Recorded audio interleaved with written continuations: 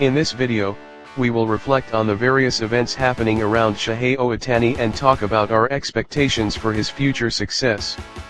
We will also discuss the expectations for Roki Sasaki becoming a closer. First, let's talk about Shohei Ohtani. There are high expectations for Shohei Ohtani's return to the pitcher's mound. And recent reports suggest that his return as a pitcher may happen soon. While opinions are divided regarding Shohei Ohtani's return to a two-way role, the crucial question is what constitutes his absolute lifeline as a player. Some argue that because he is an outstanding hitter, he should play exclusively as a position player, while others believe he should capitalize on his pitching ability and focus solely on pitching. While there may be various opinions, the path Shohei Ohtani will walk is neither of those. He will continue to play as a two-way player in both pitching and hitting going forward, choosing to narrow his focus to just one discipline simply because he excels at pitching or hitting is not an option for him. Ever since he began his career as a professional baseball player in NPB, he has always been a two-way player in pitching and hitting. Currently, Ohtani is performing only as a hitter, leading some to say he should concentrate solely on hitting, but that is incorrect. His true purpose as Shohei Ohtani exists only when he excels in both pitching and hitting. This is something he himself is surely deeply committed to. Recently, a major topic regarding Shohei Ohtani has been the MVP race with PCA of the Cubs, with many discussing that PCA is the leading MVP candidate. To be frank, when comparing PCA's performance to Shohei Ohtani's stats as a designated hitter while not in full health, it is obvious to everyone that PCA would win the MVP. However, Shohei Ohtani is not just a hitter, he is a two-way player in both pitching and hitting. Although his play is currently centered on hitting, he will return as a pitcher in the future. And he will surely showcase two-way brilliance that far exceeds our imagination. If PCA is still evaluated as the MVP even after Shohei Ohtani contributes fully as both a hitter and a pitcher, then that would be an outcome we must accept. Right now, Shohei Ohtani is not yet playing in a complete state.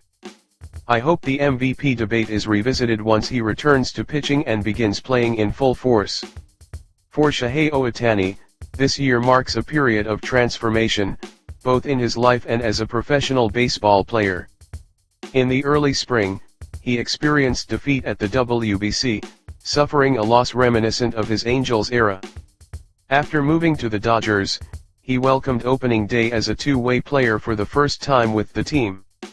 Shohei Ohtani's pitching from opening day was tremendous, to the extent that people were saying he might even win the Cy Young Award. On the other hand, as a hitter, he fell into the first prolonged hitting slump of his career.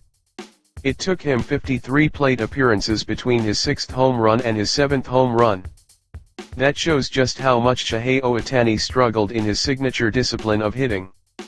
During that time, while delivering fantastic performances as a pitcher that put him in Cy Young contention, he fell into a long-term slump as a hitter, and I believe he practiced hitting relentlessly to regain his form as quickly as possible.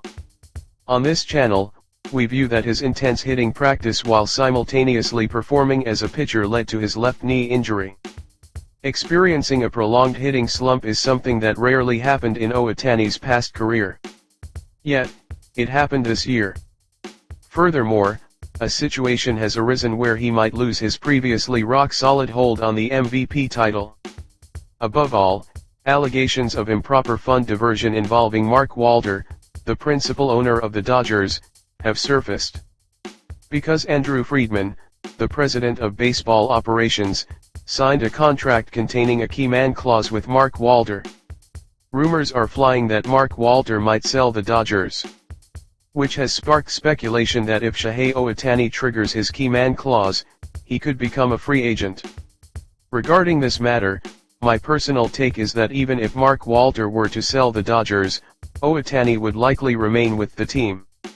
There would be only one reason for Shohei Ohtani to invoke the key man clause and leave the Dodgers.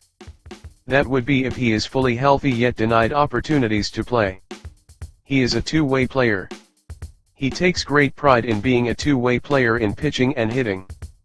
Therefore, as long as he is healthy, he possesses a fierce desire to keep playing in both roles. Only if he felt that condition was not being met would the key man clause come into play. But the Dodgers would never disregard Shohei Ohtani's wishes, so such a scenario is virtually impossible. To return to the main topic. For Shohei Ohtani this year, things that were once stable seem to have encountered a string of adverse turns following the spring WBC defeat. Moving forward, as the team enters the intense postseason battles aimed at winning 3 consecutive World Series titles, will those bad trends continue to exert their influence? Or will he overcome them through his sheer ability? That is what we must watch closely.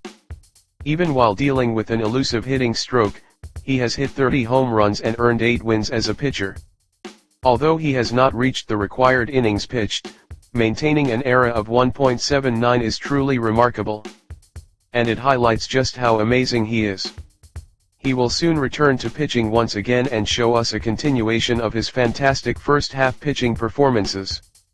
By doing so, his brilliant shine as a hitter may intensify even further. Because Shohei Ohtani performs extraordinary feats with such apparent ease, I feel that many people tend to take his achievements for granted. What he shows us is by no means simple.